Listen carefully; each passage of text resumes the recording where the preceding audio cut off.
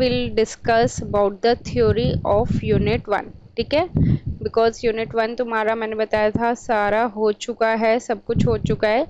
आज मैं इसके थ्योरी के क्वेश्चंस बताती हूँ, थ्योरी के क्वेश्चन कैसे आते हैं, कितने मार्क्स के आते हैं, और बेसिकली मतलब कि किस टाइप से तुम्हें लिखने होते हैं। ओके, तो सबसे पहले इसमें जो क्वेश्चन आता है वो स्टार्टिंग में क्वेश्चंस आते हैं। 2 नंबर के भी हो सकते हैं वो क्वेश्चंस, 2.5 नंबर के भी हो सकते हैं, और वो 3 नंबर के भी हो सकते हैं। Got it? तो उसमें क्या क्या पूछते हैं ये, एक तो पूछते हैं, एक होता है हमारे पास एक्टिव एलिमेंट, एक होता है हमारे पास पैसिव एलिमेंट। ठीक है, एक होता है हमारे पास यूनिलेटरल एलिमेंट या फिर नेटवर्क बोल लो, एक होता है हमारे पास बायलेटरल एलिमेंट या नेटवर्क, नेक्स्ट होता है हमारे पास एक लीनियर और नॉन लीनियर। इसकी बेसिकली ये क्या पूछते हैं, डिफाइन पूछते हैं। ओके, इसके बाद ये क्या पूछते हैं, डिफाइन किरचॉफ करंट लॉ, या तो ये केसीएल पूछेंगे या फिर ये क्या पूछेंगे, define Kirchhoff voltage law, KVL पूछेंगे। उसके बाद ये थ्योरी में क्या पूछते हैं, स्टेट, स्टेट मतलब स्टेटमेंट। ठीक है, वो कोई भी थ्योरम की स्टेटमेंट पूछ सकते हैं। सबसे पहले थ्योरम आती है तुम्हारी थेवेनिन थ्योरम, उसके बाद आती है तुम्हारे पास स्टेटमेंट नॉर्टन थ्योरम की, then you will have superposition theorem, इसकी स्टेटमेंट है, और उसके बाद ये पूछते हैं मैक्सिमम पावर ट्रांसफर थ्योरम की, राइट? इसकी स्टेटमेंट पूछते हैं, प्लस इसके साथ इसका डेरिवेशन भी पूछ सकते हैं। स्टेट एंड प्रूफ कैसे पूछते हैं, स्टेट एंड प्रूफ, स्टेट बोलेंगे तो स्टेटमेंट लिखनी है, प्रूफ बोलेंगे तो उसका पूरा प्रूफ करना है। बट मैक्सिमम टाइम जो प्रूफ आता है वो तुम्हारा कौन सी थ्योरम का आता है, मैक्सिमम पावर ट्रांसफर थ्योरम की डेरिवेशन या फिर प्रूफ बोलो, ये इसके चांसेस ज़्यादा होते हैं as compare to another theorem. Okay, ये नहीं है कि यही आएगी बाकी नहीं आएगी, मैं एक चांसेस बता रही हूँ कि इसके चांसेस 90% होते हैं, बाकी थ्योरम के चांसेस कम होते हैं। अब उसके बाद तुम्हारे पास क्या आ जाता है, थ्योरी में 2 रूल होते हैं, एक होता है हमारे पास करंट डिवीजन रूल, एक होता है वोल्टेज डिवीजन रूल। ठीक है, और यही है बस थ्योरी में थोड़ा सा, मतलब ये मैंने तुम्हें अभी यूनिट 1 की थ्योरी बताई है। ओके, तो ये सारी चीज़ें आज हम पढ़ेंगे, मैं तुम्हें 1 बाय 1 करके बता रही हूँ सारी चीज़ें। एक्टिव एलिमेंट, एक्टिव एलिमेंट देखो, एक होता है एक्टिव एलिमेंट और एक होते हैं passive element. Active elements are those element which supplies energy, जो अपनी एनर्जी देते हैं। ठीक है, वो एक्टिव एलिमेंट कहलाते हैं। Passive elements are those element which consumes energy, जो अपनी एनर्जी मतलब जो एनर्जी लेते हैं। जैसे फॉर एग्जांपल बैटरी है ना, बैटरी है, बैटरी क्या कर रही है, तुम्हें एनर्जी दे रही है, या किसी भी लोड को एनर्जी दे रही है। तो इसका एक एग्जांपल हो गया बैटरी, हो गया वोल्टेज सोर्स, हो गया या फिर करंट सोर्स हो गया। ये क्या है, तुम्हारे सारे एक्टिव एलिमेंट्स जो एनर्जी देते हैं, और पैसिव एलिमेंट्स जो एनर्जी ले रहे हैं। तो उसका सबसे बेस्ट एग्जांपल है कोई भी रेजिस्टिव लोड। बल्ब है तुम्हारे घर में, बल्ब क्या कर रहा है, एनर्जी ले रहा है। फैन है, फैन क्या कर रहा है, एनर्जी ले रहा है। अब इसकी प्रॉपर जो डिफाइन है, जो तुम्हें पेपर में लिखनी है, वो मैंने तुम्हें नोट्स दिए थे, मैं दोबारा भेज दूंगी। यूनिट 1 2 फाइल मर्ज करके, ये देखो सबसे पहले टॉपिक ही है इसमें, define the following terms, right? तो इसमें हमारे पास बायलेटरल, यूनिलेटरल, सारी इनकी प्रॉपर डिफाइन है विद एग्जांपल, तुम यहाँ से ये पढ़ सकते हो। अभी मैं तुम्हें बिल्कुल बेस समझा रही हूँ कि क्या होता है ये। उसके बाद है यूनिलेटरल एलिमेंट और बायलेटरल एलिमेंट। यूनिलेटरल एलिमेंट कौन से एलिमेंट होते हैं, जिसमें हमारे पास करंट एक ही डायरेक्शन में जाता है। Unilateral elements are those elements in which current can flow only in one direction, in which current can flow only in one direction, जो एक ही डायरेक्शन में जाएगा। और बाइलेटरल एलिमेंट कौन से एलिमेंट होते हैं? In which current can flow in both the direction, जिसमें दोनों डायरेक्शन में करंट जा सकता है। तो जैसे रजिस्टर है, रजिस्टर में तुम इधर से करंट भेजोगे तो भी चला जाएगा और इधर से भेजोगे तो भी चला जाएगा। यूनिलेटरल का एग्जाम्पल, एक ही एग्जाम्पल होता है इसमें, डायोड। डायोड में तुम्हें पता है कि ये क्या होता है तुम्हारा एनोड और ये वाला क्या होता है कैथोड। तो करंट हमेशा कैसे जाता है? एनोड से कैथोड, कभी भी कैथोड से एनोड नहीं जाएगा। तो उन एलिमेंट्स को क्या कहते हैं? यूनी। यूनी मतलब सिंगल और बाई मतलब डबल। ओके, नेक्स्ट आ जाता है लीनियर और non linear element. Linear element वो होते हैं जो ओम्स लॉ को फॉलो करते हैं। ओम्स लॉ का मतलब in which case V is directly proportional to I। इसका मतलब क्या है कि अगर वोल्टेज बढ़ा रहे हो तुम तो करंट भी क्या होगा? बढ़ेगा। ठीक है, जितनी तुमने वोल्टेज बढ़ाई उसी के प्रोपोर्शन में तुम्हारा करंट क्या होगा? बढ़ेगा। तो क्या फॉलो करता है? Ohm's law. इसका बेस्ट एग्जांपल है रजिस्टर। पढ़ा हुआ है ना तुमने, V is equal to I multiplied by R। अब नेक्स्ट आ जाता है non linear element. Non linear element obviously जो ओम्स लॉ फॉलो नहीं करेगा, जिसमें वोल्टेज और करंट डायरेक्टली प्रोपोर्शनल नहीं होंगे। इसका मतलब क्या है कि वोल्टेज मान लो तुमने थोड़ी सी बढ़ाई और करंट सडनली बहुत ज़्यादा बढ़ गया। तो कोई देख के बता सकता है ये जो ग्राफ मैंने बताया ये कौन से डिवाइस का बनाया है?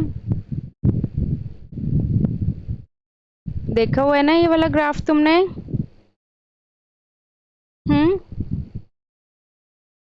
डायोड का ग्राफ ऐसे ही होता था, थोड़ा सा वोल्टेज बढ़ाई और करंट एकदम से बढ़ गया। तो डायोड इसका एग्जांपल है जो नॉन लीनियर चीज को फॉलो करता है। ठीक है, अब आ जाते हैं डिफाइन केसीएल। केसीएल की ये डिफाइन पूछेंगे तो इसकी दो स्टेटमेंट होती है, दोनों ही स्टेटमेंट तुम्हें लिखनी है। फर्स्ट स्टेटमेंट क्या है? That is sum of incoming current must be equal to the sum of outgoing current. जितना करंट तुम अंदर भेजोगे उतना ही करंट बाहर आएगा। This is first statement. Second statement इसकी क्या होती है? algebraic sum of all the current entering in a node is equal to 0. Algebraic sum of all current entering in a node is equal to 0। ठीक है, इसका क्या मतलब है कि करंट नोड अपने आप में कोई भी करंट नहीं लेता, जितना तुम करंट देते हो उतना ही वो वापस कर देता है। तो सबसे पहले देखो इन्होंने तो सिर्फ डिफाइन बोला है, तो इसकी दोनों स्टेटमेंट लिख के आनी है। इससे रिलेटेड तुम्हें डायग्राम बना के आना है। लाइक सपोज ये I1 है, I2 है, I3 है, I4 है, I5 है, और उससे रिलेटेड फिर तुम्हें उसका मैथमेटिकल एक्सप्रेशन लिखना है। मैथमेटिकल एक्सप्रेशन कैसे लिखोगे? मैंने तुम्हें बताया था कि इनकमिंग करंट को हम किससे डिनोट करते हैं? पॉजिटिव से। और आउटगोइंग करंट को हम किससे डिनोट करते हैं? नेगेटिव से। तो यहाँ पे I1, I5, I4 ये क्या है? Incoming current. तो plus I1 plus I5 plus I4 और आउटगोइंग करंट क्या है? I2 और I3। Minus I2 minus I3 must be equal to 0। तो ये क्या हो गया? ये देखो सेकंड स्टेटमेंट से मैच कर रहा है क्या?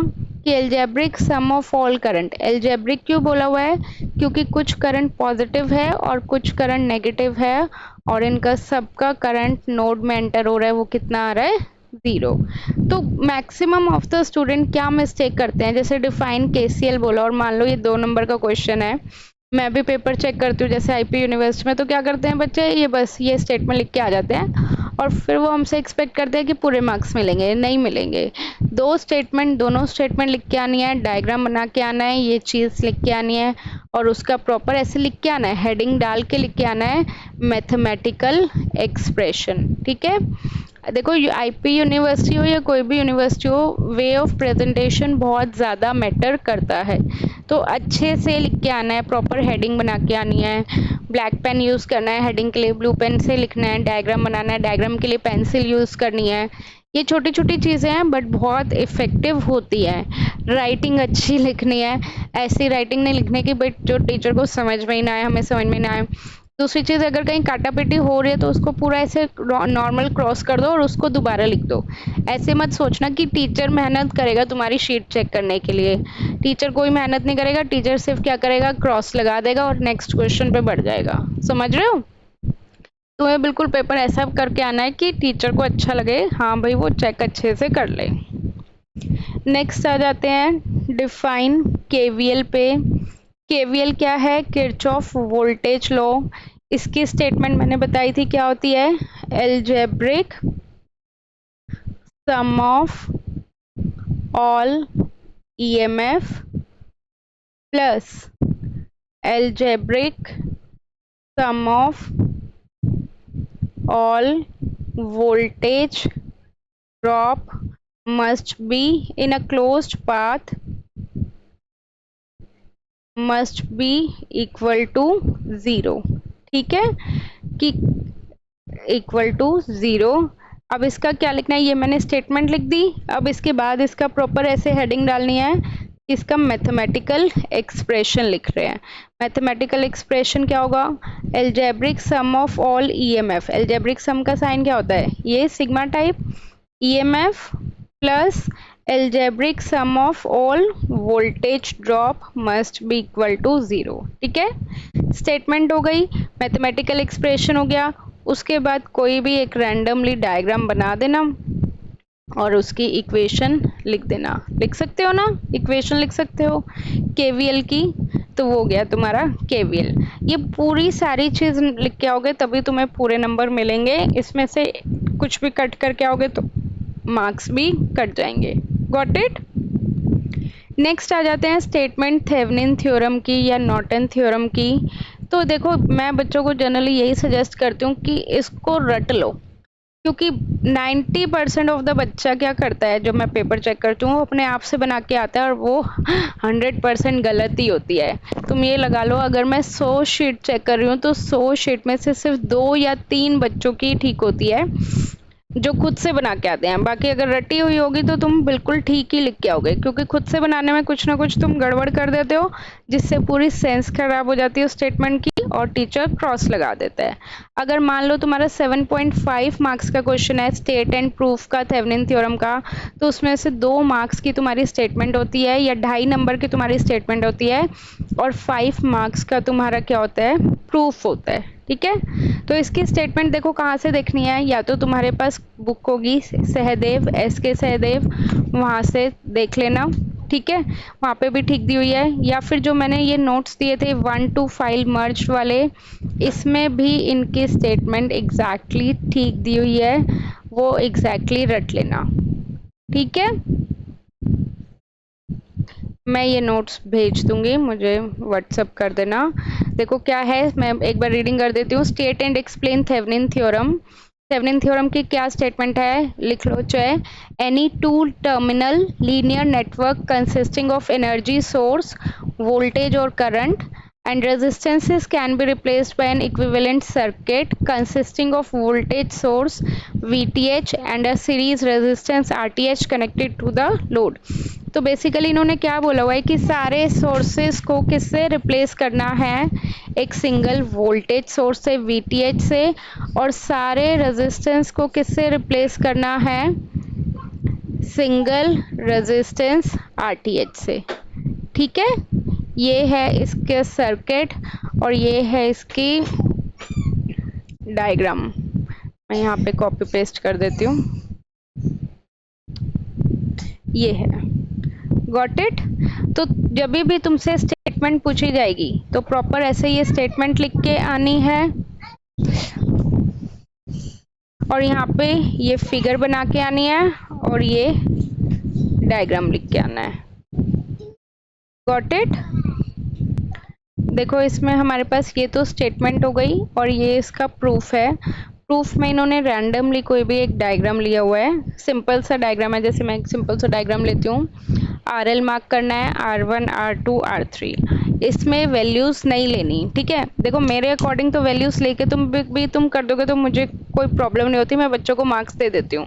बट ये चीज़ टीचर टू टीचर वेरी कर जाती है। वो कहते हैं कि प्रूफ है तो सिर्फ रेजिस्टेंस लेना है, उनकी वैल्यूज़ नहीं लेनी। इसको किस में कन्वर्ट करना है, थेवेनिन इक्विवेलेंट। थेवेनिन इक्विवेलेंट मतलब वीटीएच और आरटीएच सीरीज में। तो सबसे पहले वही चीज़ करी हुई है जो हम करते हैं, क्या निकालना होता है, वीटीएच निकालना होता है और आरटीएच निकालना होता है। वीटीएच निकालने के लिए क्या करा, लोड रेजिस्टेंस को ओपन सर्किट कर दिया और यहाँ से अब हम इन्होंने वीटीएच निकाल दिया bye using voltage division rule. तो ये वोल्टेज डिवीज़न रूल अप्लाई करा है। उसके बाद आरटीएच निकाल दिया। आरटीएच के लिए तुम्हें पता ही है, ये दोनों पैरेलल में और उसके साथ सीरीज में, यहाँ से इन्होंने आरटीएच निकाल दिया। तो जो भी वैल्यू आई है यहाँ पे सब्स्टिट्यूट कर दी। ठीक है, क्रैम करना है ये वाला पार्ट, या क्रैम करो मतलब कुछ भी करना है, क्योंकि एक ना एक स्टेटमेंट तो वो तुमसे पक्का पूछेंगे ही। ओके, एक ना एक स्टेटमेंट तो वो तुमसे पूछेंगे ही कि कोई ना वो तो होएगी। Got it. चलो अब नेक्स्ट आ जाते हैं हम नॉर्टन थ्योरम पे। अगेन इसी तरह तुम्हें नॉर्टन थ्योरम की भी क्या करनी है, स्टेटमेंट रटनी है और इसी तरह तुम्हें उसका भी प्रूफ याद करना है। कर लोगे? मैं यहाँ पे लिख देती हूँ नॉर्टन थ्योरम की स्टेटमेंट एंड देन इसका प्रूफ। Got it. ठीक है, ये सुपरपोजिशन थ्योरम, ये हमारे पास नॉर्टन थ्योरम और ये आ गई हमारे पास थेवेनिन थ्योरम। अब जो प्रूफ ज़्यादातर पूछते हैं उस प्रूफ का मैं करवा देती हूँ, that is maximum power transfer theorem. इसकी प्रॉपर डेरिवेशन पूछते हैं, डेरिवेशन में करवा रही हूँ। मैक्सिमम पावर ट्रांसफ़र थ्योरम, इसमें देखो पावर का क्या फॉर्मूला होता है तुम्हें पता है, जनरल केस में पावर का क्या फॉर्मूला होता है, आई स्क्वायर आर होता है, राइट। अब पावर को मैं ये भी लिख सकती हूँ आई स्क्वायर आर की जगह आर एल। आर एल क्या है हमारे पास, लोड रेजिस्टेंस, करेक्ट। अब तुम्हें याद होगा कि मैक्सिमम पावर के केस में हम मेनली क्या यूज़ करते हैं, थेवेनिन थ्योरम यूज़ करते हैं। इसमें करंट का क्या फॉर्मूला होता है, I is equal to V T H over R T H plus R L. तो एग्जैक्टली ये वैल्यू मैं यहाँ पे सब्सटीट्यूट कर रही हूँ। पावर का क्या फॉर्मूला होगा, V T H divided by R T H plus R L का whole square multiplied by R L. बोलो यहाँ तक कोई दिक्कत?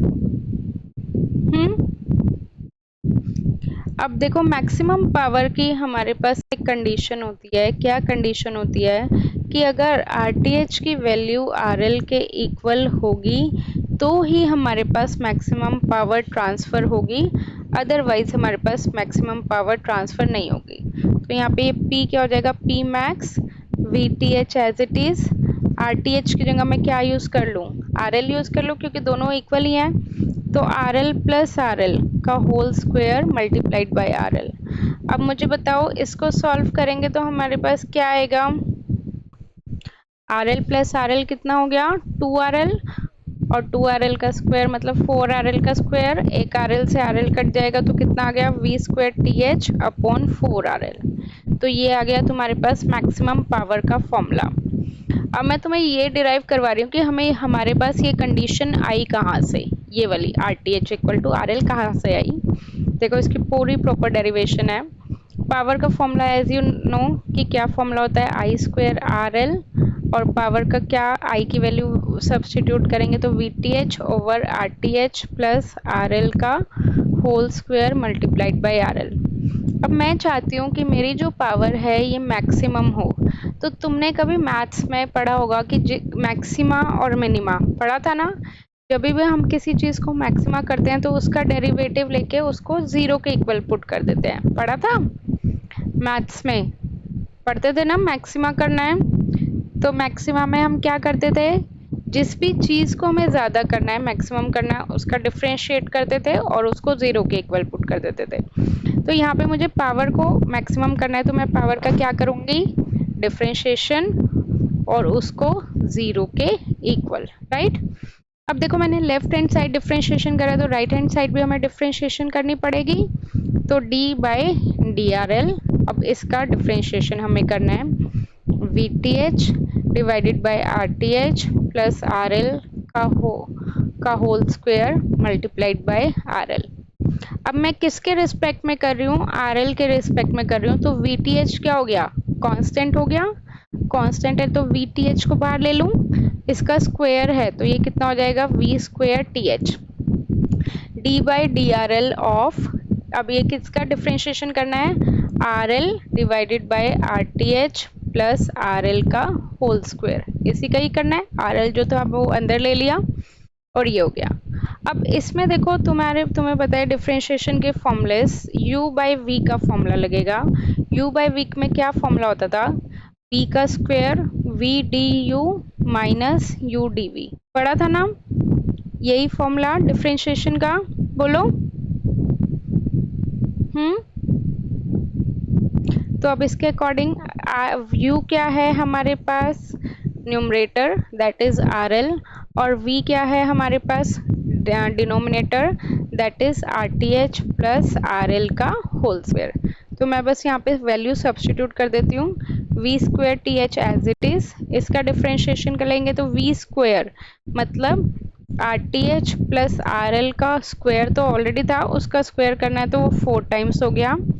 उसके बाद v as it is, u का डिफरेंशिएशन, v कितना है तुम्हारे पास, RTH प्लस RL का होल स्क्वायर, ये v एज इट इज, और u का डिफरेंशिएशन मतलब RL का डिफरेंशिएशन, RL का डिफरेंशिएशन RL के रिस्पेक्ट में क्या होगा 1 minus u as it is, u क्या है RL, और v का डिफरेंशिएशन v क्या है ये है, तो ये कितना हो जाएगा RTH प्लस RL का होल स्क्वायर, तो 2 बाहर आ जाएगा, 2 बाहर ले लूँ मैं, RTH प्लस RL, ये ऐसे करते थे ना। अब इसको फर्दर करेंगे तो RL का डिफरेंशिएशन क्या हो जाएगा 1 हो जाएगा, इज इक्वल टू 0, करेक्ट। मैंने सिंपल वैल्यू सब्स्टिट्यूट करी है और कुछ नहीं करा। अब देखो ये वाली टर्म उधर जाएगी तो क्या हो जाएगी 0, because this term multiplied by 0 is 0। इसी तरह मैं v स्क्वायर TH को भी उधर भेज दूंगी तो क्या हो जाएगा 0।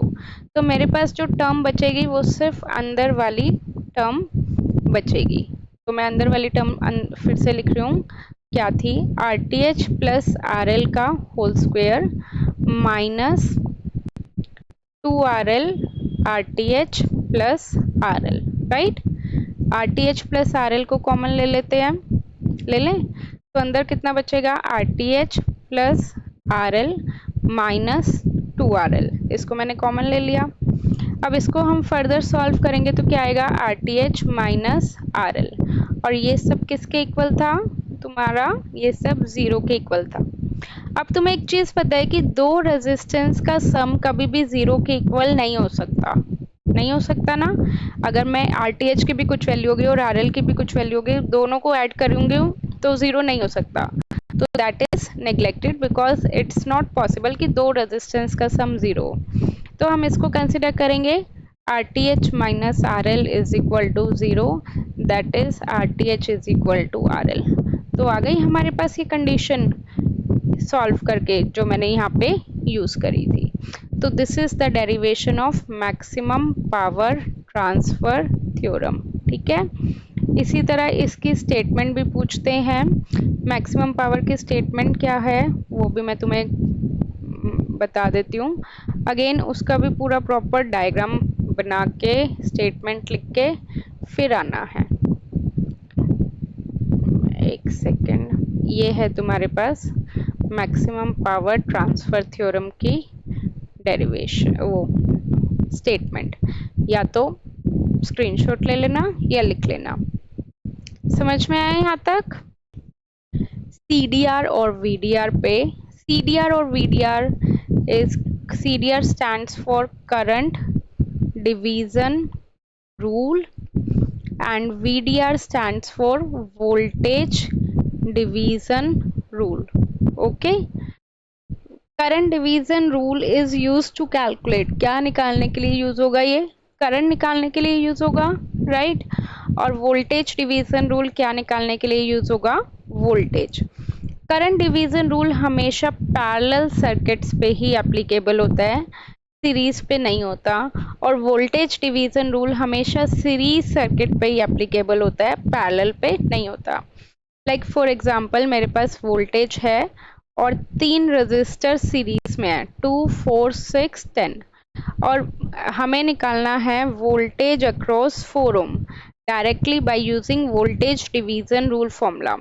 तो क्या होएगा V4 क्या होएगा, इसका फॉर्मूला होता है टोटल वोल्टेज मल्टीप्लाइड बाय जिस ब्रांच में मुझे वोल्टेज निकालनी है उस ब्रांच का रेजिस्टेंस। जैसे मुझे 4 ओम में निकालनी है तो 4 ओम का resistance divided by sum of resistor which are connected in series, which are connected in series. बताओ इसके अकॉर्डिंग क्या हो जाएगा, voltage across 4 ohm, total voltage इस सर्किट में टोटल वोल्टेज कितनी है 10, जिस ब्रांच में निकालना है 4 divided by sum of resistor 6 + 4 10 + 12, तो ये कितना हो गया 12। इसी तरफ तुम बताओ वोल्टेज अक्रॉस 2 ओम कितना होगा, निकाल सकते हो 10 × 2/12। वोल्टेज अक्रॉस 6 ओम कितना होगा 10 × 6/12। Got it. अब नेक्स्ट आ जाओ करंट डिवीजन रूल पे। करंट डिवीजन रूल पे ज़रूरी नहीं है कि मतलब करंट सोर्स ही हो, वोल्टेज सोर्स भी हो सकता है। लाइक फॉर एग्जांपल कि हमारे पास ये सर्किट है बट ये कंडीशन है कि 2 रजिस्टर पैरेलल में होने चाहिए R1 R2। मैं वैल्यूज ले लेती हूँ। सपोज मेरे पास ये है 5, ये है 10 और ये है 20। तो अगर 5 और 10 पैरेलल में है तो हम CDR अप्लाई कर सकते हैं, ठीक है। यहाँ पे रेजिस्टेंस हो भी सकता है और नहीं भी हो तो भी चलेगा, होगा तो भी चलेगा। इसी तरह अगर बैटरी का है ये सर्किट जिसमें हमारे पास 5 और 6 पैरेलल में है और मान लो ये 10 वोल्ट की बैटरी है, तो ये देखना है बस तुम्हें कि 2 रेजिस्टेंस तुम्हारे क्या होने चाहिए, पैरेलल में होने चाहिए, तो ही एप्लीकेबल है। तो इसमें हम डायरेक्ट करंट निकाल सकते हैं I1 और I2। कैसे निकालोगे, क्या फॉर्मूला होता है I2 का फॉर्मूला होता है टोटल करंट मल्टीप्लाइड बाय जिस ब्रांच में हमें करंट निकालनी है उससे अपोजिट वाला रेजिस्टेंस। जैसे अगर मुझे I2 निकालनी है तो I2 के अपोजिट कौन है 5 ओम, तो मैं 5 ओम लूंगी divided by sum of resistor which are connected in parallel. कौन से 2 रेजिस्टर कनेक्टेड इन पैरेलल में 5 और 10, 5 + 10, ठीक है। अब इसी तरह बताओ मुझे I1 की वैल्यू निकालनी है तो क्या होगा, टोटल करंट कितना है बताओ, इस सर्किट में टोटल करंट कितना है 20, राइट, मल्टीप्लाइड बाय जिस ब्रांच में करंट निकालनी है उसके अपोजिट वाला रेजिस्टेंस 10 डिवाइडेड बाय 5 + 10, ये हो जाएगा। यहाँ तक कोई डाउट। अब सिमिलरली अगर देखो स्टार्टिंग के क्वेश्चन पूछते हैं कि एक्सप्लेन करंट डिवीजन रूल, तो तुम्हें प्रॉपर पूरा सर्किट बनाना है और उसको पूरा सॉल्व करके इस तरह से दिखाना है। अब नेक्स्ट देखो एक और थ्योरी का क्वेश्चन, तुम्हारे एंटम का क्वेश्चन है, distinguish between dependent and independent source, how do you transform a voltage source into a current source. ठीक है, एक ये क्वेश्चन हो गया। इसमें तुम्हें मैंने बताया था कि तुम्हारे पास बेसिकली 2 टाइप्स के सोर्सेज होते हैं, राइट। सोर्सेज को 2 कैटेगरी में डिवाइड करा हुआ है, या तो वो क्या होंगे इंडिपेंडेंट सोर्स जो किसी पे भी डिपेंड नहीं करते, या फिर वो क्या होंगे डिपेंडेंट सोर्स वो डिपेंड कर रहे हैं, राइट। इंडिपेंडेंट सोर्स को फर्दर 2 कैटेगरी में डिवाइड करा हुआ है। एक होता है तुम्हारे पास प्लस माइनस वोल्टेज सोर्स, ये क्या है वोल्टेज सोर्स, और एक क्या होता है तुम्हारे पास करंट सोर्स। और डिपेंडेंट के लिए मैंने लास्ट लेक्चर में बताया ही था, 2 कैटेगरी में डिवाइड करें ये भी फर्दर। एक होता है एरो है तो डिपेंडेंट करंट सोर्स, और एक अगर एरो है तो प्लस और माइनस है तो ये प्लस और माइनस मतलब वोल्टेज सोर्स, तो डिपेंडेंट वोल्टेज सोर्स। अब डिपेंडेंट करंट सोर्स को भी फर्दर 2 कैटेगरी में डिवाइड करा है, या तो एक करंट डिपेंडेंट करंट सोर्स होगा, मतलब ये करंट पे डिपेंड कर रहा है, या फिर ये वोल्टेज पे डिपेंड करेगा, तो ये क्या बन जाएगा तुम्हारा VDCS। ठीक है, इसी तरह इसको भी फर्दर दो कैटेगरी में डिवाइड करा हुआ है। या तो ये क्या होगा, वोल्टेज डिपेंडेंट होगा तो VDVS, और अगर ये करंट डिपेंडेंट होगा तो ये क्या बन जाएगा, CDVS, current dependent voltage source. Right, अब उसके बाद मतलब थोड़ा सा एक्सप्लेन कर देना, अगर ज़्यादा मार्क्स का आएगा तो एक कोई भी रैंडमली डायग्राम बना के इक्वेशन बना के दिखा देना, या फिर लिख देना कि करंट डिपेंडेंट करंट सोर्स है तो वो करंट पे डिपेंड कर रहा है। इस तरह से थोड़ी सी थ्योरी अपनी कहानी बना के लिख देना, बता रही हूँ। दूसरी चीज़ इन्होंने पूछी हुई है, हाउ डू यू कन्वर्ट या फिर transform voltage source into the current source और वाइस वर्सा। मैं दोनों बता देती हूँ। तो इसे हम टेक्निकली क्या बोलते हैं, that is known as source transformation. Okay, source transformation क्या होता है हमारे पास, कि हम वोल्टेज सोर्स को करंट सोर्स में भी कन्वर्ट कर सकते हैं और करंट सोर्स को वोल्टेज सोर्स में भी कन्वर्ट कर सकते हैं।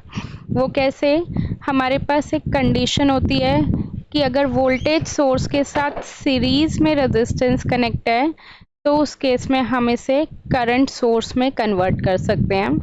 Like suppose this is 10 volt and this is 2 ओम, तो जो रेजिस्टेंस यहाँ पे सीरीज में कनेक्ट होगा वही सेम रेजिस्टेंस आके पैरेलल में कनेक्ट हो जाएगा। यहाँ पे 2 ओम कनेक्टेड है तो यहाँ पे भी कितना हो जाएगा, 2 ओम। अब हमें करंट की वैल्यू चाहिए। करंट का क्या फॉर्मूला होता है ओम्स लॉ के अकॉर्डिंग, V/R। V/R मतलब 10/2। 10/2 कितना आ गया, 5 एम्पियर। तो ये क्या था, वोल्टेज सोर्स, वोल्टेज सोर्स में से तुमने किस में कर दिया, करंट सोर्स। अब इसी तरह अगर करंट सोर्स से वोल्टेज सोर्स में कन्वर्ट करना है तो क्या होगा, इसके लिए हमारे पास एक कंडीशन है कि करंट सोर्स के साथ पैरेलल में रेजिस्टेंस होना चाहिए। मैं सेम ले रही हूँ 2 ओम और 5 एम्पियर। अगर मान लो तुम्हारे पास करंट सोर्स के साथ सीरीज में रेजिस्टेंस है तो उस केस में वो कन्वर्ट नहीं होगा। ठीक है, तो वही चीज़ है कि अगर करंट सोर्स को वोल्टेज सोर्स में कन्वर्ट करना है तो वोल्टेज सोर्स के साथ हमेशा सीरीज में होना चाहिए। बस ये याद रख लो कि वोल्टेज के साथ सीरीज में होना चाहिए और करंट के साथ पैरेलल में होना चाहिए। ठीक है, तो जो सेम रेजिस्टेंस यहाँ कनेक्ट है वही 2 ओम कनेक्ट है और यहाँ पे वोल्टेज की वैल्यू चाहिए V = I/R। I कितना है, 5, रेजिस्टेंस कितना है, 2। ओके, आ गई वही 10 वोल्ट की वैल्यू। तो ये हो गया तुम्हारा क्वेश्चन। नेक्स्ट, अब जो पेपर में थ्योरी का क्वेश्चन आता है या तो वो पूछते हैं आइडियल वोल्टेज सोर्स या फिर वो क्या पूछते हैं, आइडियल करंट सोर्स। ठीक है, तो सबसे पहले तुम्हें पता होना चाहिए कि आइडियल का मतलब क्या होता है, पता है? किसी को? देखो, अगर मैं तुम्हें कह रही हूँ कि तुम अपने मम्मी पापा के आइडियल बच्चे हो तो इसका मतलब उनके अकॉर्डिंग तुम हर चीज़ में परफेक्ट होने चाहिए। तुम इलेक्ट्रिकल साइंस में तुम्हें टॉप करना चाहिए उनके अकॉर्डिंग, है ना? उनके अकॉर्डिंग तुम्हें मैथ्स में भी टॉप करना चाहिए, उनके अकॉर्डिंग तुम स्पोर्ट्स में भी परफेक्ट होने चाहिए, उनके अकॉर्डिंग तुम हर फील्ड में परफेक्ट हो मतलब होने चाहिए। तो ये क्या ये चीज़ प्रैक्टिकली पॉसिबल है? तुम एक ही चीज़ में तो परफेक्ट हो सकते हो, राइट? बताओ, क्या ये चीज़ प्रैक्टिकली पॉसिबल है? नहीं ना, बट आइडियली पॉसिबल है। आइडियली मतलब कि कोई भी लॉसेस नहीं होने चाहिए, कोई भी कमी नहीं होनी चाहिए, बट प्रैक्टिकली तो कमी होती है। तो वहीं से वो वर्ड आ जाता है ideal voltage source. Ideal voltage source मतलब बैटरी है प्रॉपर और तुमने कुछ लोड रेजिस्टेंस लगाया है। लोड रेजिस्टेंस का मतलब तुमने जैसे मान लो यहाँ पे बल्ब लगाया है, तो आइडियली वो क्या कहता है कि अगर तुमने 5 वोल्ट दिया है तो 5 का 5 वोल्ट ही यहाँ पे जाना चाहिए, कुछ भी कम नहीं होना चाहिए। वोल्टेज जरा से भी कम नहीं होनी चाहिए, 0.0000001 भी कम नहीं होनी चाहिए। 5 वोल्ट दिए तो 5 वोल्ट बल्ब को जानी चाहिए, बट प्रैक्टिकली ऐसा नहीं होता। अगर तुमने यहाँ पे 5 वोल्ट दी है और यहाँ पे बल्ब लगाया है तो कुछ ना कुछ तो बल्ब में कम जाएगी ही। रीज़न उसका, क्योंकि बैटरी में क्या होता है, खुद से एक इंटरनल रेजिस्टेंस होता है, ठीक है। चाहे वो रेजिस्टेंस बहुत कम हो, मान लो इसकी वैल्यू है 0.00001, तो ये 5 वोल्ट है, तो ये लेगा वो भी वोल्टेज कम ही लेगा, 4.9999, मतलब इसने मान लो कितनी ले ली, 0.00001 वोल्ट ले ली, तो यहाँ पे वोल्टेज पूरी नहीं जाएगी, 4.9999 समथिंग जाएगी। समझ गए? तो आइडियली क्या होता है कि पूरी की पूरी वोल्टेज तुम्हारी बल्ब के पास जानी चाहिए, बट प्रैक्टिकली सारी वोल्टेज नहीं जाती, क्योंकि बैटरी में एक इंटरनल रेजिस्टेंस होता है, वो भी कुछ वोल्टेज को खा जाता है, ठीक है। तो ये क्या हो गया तुम्हारे पास, आइडियल वोल्टेज सोर्स। इसी तरह हमारे पास क्या आता है, ideal current source. Ideal current source में हमारे पास क्या होता है, सेम वही चीज़ है कि अगर तुम्हारे पास दो सोर्स हैं, एक आइडियल करंट सोर्स और यहाँ पे लोड रेजिस्टेंस, ये आइडियल का केस हो गया। और अगर हम प्रैक्टिकली देखें तो प्रैक्टिकल करंट सोर्स में क्या होगा, अगेन करंट सोर्स है और यहाँ पे लोड रेजिस्टेंस है। यहाँ पे देखो क्या था, यहाँ पे बैटरी में सीरीज में रेजिस्टेंस कनेक्ट था, बट यहाँ पे करंट सोर्स में पैरेलल में रेजिस्टेंस कनेक्ट, इंटरनल रेजिस्टेंस। तो अब देखो यहाँ से अगर मैंने 5 एम्पियर दिया है, तो आइडियली सारी की सारी करंट लोड रेजिस्टेंस के पास जानी चाहिए ना, बट प्रैक्टिकली ऐसा नहीं होता। अगर तुमने 5 एम्पियर दिया तो करंट सोर्स का इंटरनल रेजिस्टेंस होता है कुछ करंट, वो यहाँ पे कुछ बहुत ही कम करंट यहाँ पे जाता है, तो बाकी का सारा करंट यहाँ पे आता है। तो अगेन वो 5 का 5 नहीं जाएगा, 4.999 एम्पियर समथिंग जाएगा, ठीक है। बोलो कोई डाउट इसमें? तो आइडियल करंट सोर्स में मतलब आइडियली ये वाला रेजिस्टेंस, करंट सोर्स का रेजिस्टेंस क्या होना चाहिए, इनफाइनाइट। क्यों कि अगर इसका रेजिस्टेंस इनफाइनाइट होगा तो इसमें करंट बिल्कुल भी नहीं जाएगा। और इस केस में इसका रेजिस्टेंस कितना होना चाहिए, 0 होना चाहिए। क्यों, अगर इसका रेजिस्टेंस 0 होगा तो ये कुछ भी वोल्टेज ड्रॉप नहीं लेगा। तो आइडियल केसेस में वोल्टेज सोर्स का रेजिस्टेंस कितना होना चाहिए, 0, और करंट सोर्स का रेजिस्टेंस कितना होना चाहिए, इनफाइनाइट। नेक्स्ट एक थ्योरी का क्वेश्चन आ जाता है तुम्हारे पास, टेम्परेचर कोफिशिएंट ऑफ रेजिस्टेंस, ठीक है। Temperature coefficient of resistance basically ये तुम्हारा मटेरियल पे डिपेंड करता है। इसका एक फॉर्मूला होता है, R is equal to R reference 1 plus alpha T minus T reference, okay. जिसमें R क्या है, R is the conductor resistance, जैसे कोई भी वायर है उसका रेजिस्टेंस एट टेम्परेचर T, मैं लिख देती हूँ, R is the conductor resistance at temperature T, R reference is the conductor resistance at reference temperature, कोई भी reference temperature दे देते हैं, मे बी 0 डिग्री सेल्सियस हम रेफरेंस कंसिडर करते हैं, कई बार 20 डिग्री सेल्सियस करते हैं, तो वो क्वेश्चन में दिया हुआ होगा। What is alpha, alpha is the temperature coefficient of resistance for material, जो भी हम मटेरियल यूज कर रहे हैं उसका temperature coefficient. T is the temperature again, और ये वाला टेम्परेचर हम किस में मेजर करते हैं, डिग्री सेल्सियस में। T reference is the reference temperature for conductor, जो भी हम कंडक्टर यूज कर रहे हैं उसका रेफरेंस टेम्परेचर, ठीक है। इससे ज़्यादा और कुछ नहीं पूछेंगे इसमें टेम्परेचर कोफिशिएंट ऑफ रेजिस्टेंस में, बट ये फॉर्मूला तुम्हें याद होना चाहिए। तो इस लेक्चर में हमने क्या करा है, पूरी यूनिट 1 की थ्योरी, इसमें जो पार्ट रह गया है वो है तुम्हारा डेल्टा स्टार की डेरिवेशन। कभी कभार पूछ लेते हैं, नहीं भी पूछते, मतलब डिपेंड करता है, या तो वो डेरिवेशन पूछते हैं या उस पे बेस्ड न्यूमेरिकल पूछते हैं। और रह गया time domain analysis of first order of RL and RC circuit. Okay, बाकी तुम्हारा टोटली यूनिट 1 पूरा का पूरा कवर है, अब तुम्हें प्रैक्टिस करनी है, राइट? इसमें कुछ डाउट्स हो तो बताओ।